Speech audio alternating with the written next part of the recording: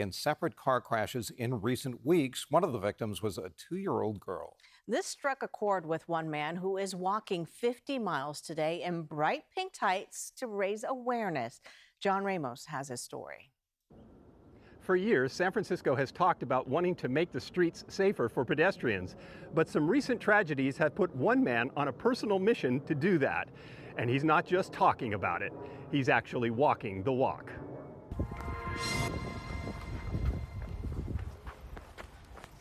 I average about 140,000 steps a week, so yes, I burn through shoes pretty fast.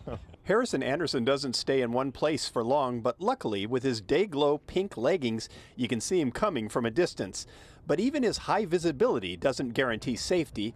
That was brought home to him last month when a 2-year-old child was hit and killed in a crosswalk in the Mission Bay area of San Francisco.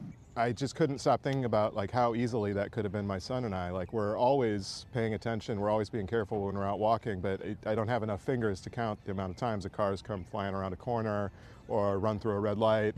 So to draw attention to the problem and maybe get city leaders up and moving, he's doing some moving of his own.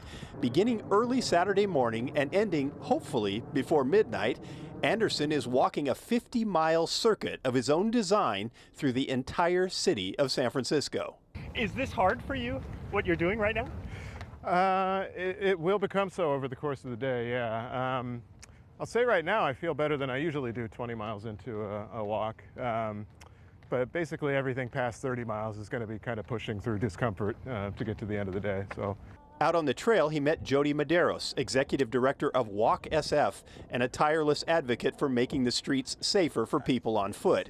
With so many people and cars jammed into so little space, San Francisco may seem like an inherently dangerous place for pedestrians. Despite city efforts like banning right turns on red and installing speed bumps and red light and speed cameras, deaths still occur. But Medeiros disagrees with those who think tragedies are just to be expected. This is not inevitable. This is a solution that is definitely solvable. You make sure that the tools are there so that people cannot drive dangerously. People are bound to make a mistake, whether it be the person that's walking, biking, or the driver. But how do you make sure that the system works so that if one piece of the system fails, the other one catches it? One thing that frustrates me too is, after you see these tragedies happen, you go to the comment section, you hear people saying, well, if they'd been paying attention, this wouldn't have happened. It's like, well, no, they were paying attention. It was the driver that wasn't, and the driver's the one with the power.